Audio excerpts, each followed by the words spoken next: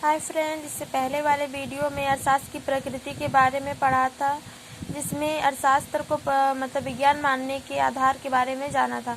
अब उसमें था कि अर्थशास्त्र हमारा अगर विज्ञान है तो वो वास्तविक विज्ञान है या आदर्शवादी विज्ञान है। तो आज जो है अर्थशास्त्र की जो है कि अर्थशास्त्र को हम वास्तविक विज्ञान मानते हैं, तो उसके जो आधार है वो उसके बारे में आज पढ़ेंगे। तो इसके बारे में देखिए कि जो प्रतिष्ठित हमारे अर्थशास्त्री थे उन्होंने क्या क्या तो इसके बारे में बोला गया है। तो प्रतिष्ठित अर्थशास्त्रियों ने जे.बी. से ने जो और सीनियर तथा आधुनिक अर्थशास्त्री विशेषकर विज्ञान मानने वाले दावा किए हैं। वास्तविक विज्ञान जो है न केवल कारण और परिणाम के संबंध को स्थापित करता है, यह केवल क्या है का अध्ययन करता है। इसे किसी विषय की अच्छाई व बुराई से क्या होना चाहिए आदि बातों से कुछ भी लेना देना नहीं है। इसके अतिरिक्त यह वास्तविक विज्ञान होने के नाते कारण परिणाम के बीच संबंध स्थापित करते हुए कुछ नियमों का भी निर्धारण करेगा। ये महत्वपूर्ण नियम जो है संपूर्ण अर्थशास्त्र जैसे कि उपभोग, उत्पादन, विनिमय, वितरण और राजस्व है।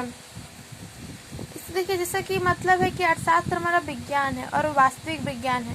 वास्तविक मतलब वही होता है रियल टाइम, जो भी मतलब हो रहा है वही, मतलब इसमें हम कुछ कर नहीं सकते, जो है सो है, क्या है। वास्तविक विज्ञान का संबंध मेनली क्या है से होता है, उसमें क्या होना चाहिए ये सब उसमें इंक्लूड नहीं है।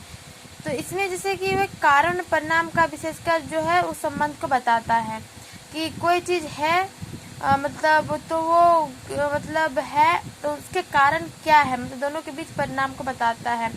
कोई भी चीज़ का जैसे हम लोग मतलब उत्पादन ही हो रहा है, तो उस उत्पादन का हम लोग जो उपयोग कर रहे हैं, तो उस उपयोग का कारण हम लोग का जैसे कोई राशन का उत्पादन कर रहे हो तो उसे खा रहे हैं, तो उत्पादन क्या हुआ और उसके कारण परिणाम उसका क्या हुआ, उसको हम लोग खाएं तो उसका पेट भरा हम लोग का।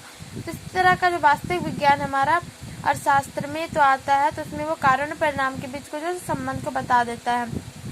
तो वो जो है ना बहुत सारे नियम का जो नियम बनाया मतलब इसमें आ जाता है। जैसे नहीं बोला अर्थशास्त्र की जो विषय सामग्री में जो चीज़ आती है वो पूरे अर्थशास्त्र में हमारे वही सब ही आते हैं और वही सब के बारे में पूरा अर्थशास्त्र डिपेंड होता है। तो ये उपभोग का भी क्षेत्र में जो है वास्तविक विज्ञान किस प्रकार आता है, तो ये है कि देखिए यह एक महत्वपूर्ण तथ्य है कि जो किसी वस्तु का उपभोग बढ़ाया जाता है तो उस वस्तु की सीमांत उपयोगिता घटती है। इस तथ्य को अर्थशास्त्र में उपयोगिता ह्रास नियम कहा गया है। यह यहाँ उपभोग का बढ़ते रहना, इसमें देखिए उपभोग का यहाँ बढ़ते रहना कारण है तथा सीमांत उपयोगिता का घटते जाना परिणाम हुआ। इस प्रकार उपयोगिता ह्रास नियम कारण और परिणाम के बीच जो है पाए जाने वाले संबंध का आधार पर बनाया गया है। कोई भी वस्तु हम लोग मतलब इसमें बताया सीमांत उपयोगिता ह्रास नियम में क्या होता है कि हम अगर वस्तु का अगर लगातार एक मतलब उसका उपयोग करते जाते हैं तो इसके प्रत्येक अगली का मिलने वाली सीमांत उपयोगिता घटती जाती है। तो इसमें क्या बता रहा है हमारा संबंध, इसका कारण क्या है कि हम वस्तु का लगातार उपयोग कर रहे हैं, एक एक करके उपयोग कर रहे हैं, तो इसका कारण क्या हो रहा है, हमारा जो उससे मिलने वाला जो उपयोगिता है वो घटते जा रहा है।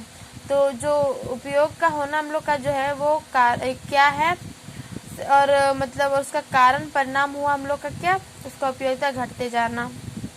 तो इसी तरह जो वास्तविक विज्ञान है ना हमें कारण परिणाम का संबंध को बताता है। अब आता है उत्पादन का क्षेत्र में, इसमें क्या होता है कि मार्शल के अनुसार यदि किसी भूमि के टुकड़े पर श्रम और पूंजी की इकाइयों का उत्तरोत्तर प्रयोग किए जा तो एक बिंदु के बाद जो उत्पादन घटते हुए क्रम में प्राप्त होता है, ये उत्पत्ति ह्रास नियम है। जो कारण उत्तरोत्तर इकाई के प्रयोग और परिणाम उत्पादन घटते हुए क्रम में प्राप्त होना संबंध स्थापित करता है।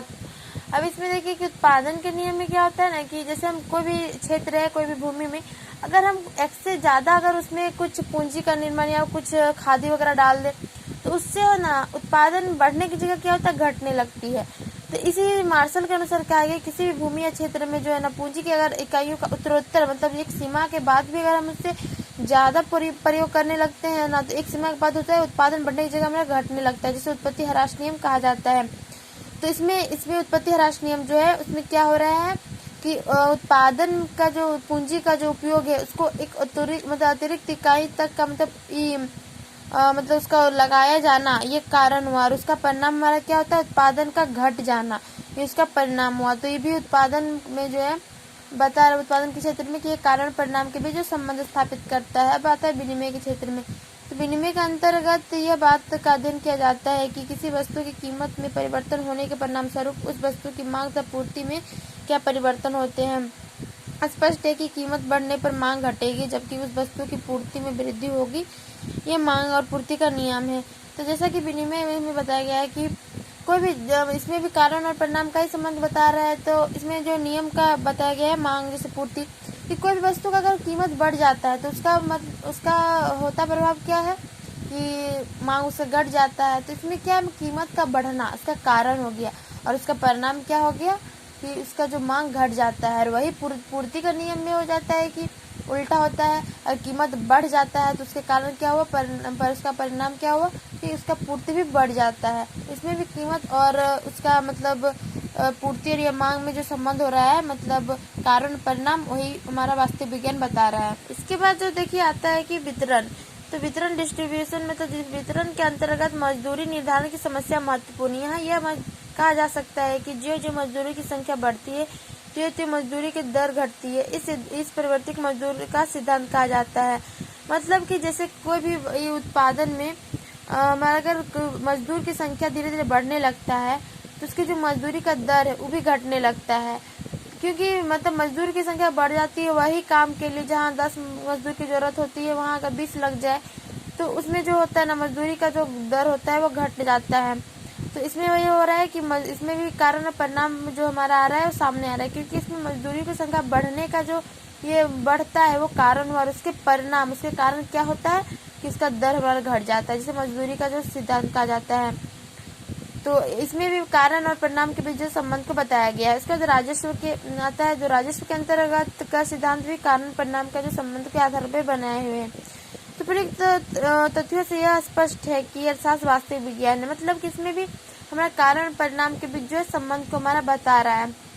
कोई भी हम काम करते हैं तो उसका परिणाम, उसका क्या कारण होता है, तो वही वास्तविक विज्ञान हमको बताता है। तो अर्थशास्त्र को वास्तविक विज्ञान मानना गलत नहीं है, क्योंकि जो भी हम कारण परिणाम मान रहे हैं तो वो जो वास्तविक विज्ञान में आ रहा है, तो अर्थशास्त्र को भी हम मान लेते हैं वास्तविक विज्ञान। तो प्रयुक्त जितने भी आधार तथ्य इसमें बताया गया तो इसके आधार पर ही तो यह सत्य है कि अर्थशास्त्र वास्तविक विज्ञान है। तो आज इतने। इसके बाद वाले वीडियो में आदर्श विज्ञान के बारे में बताऊंगी।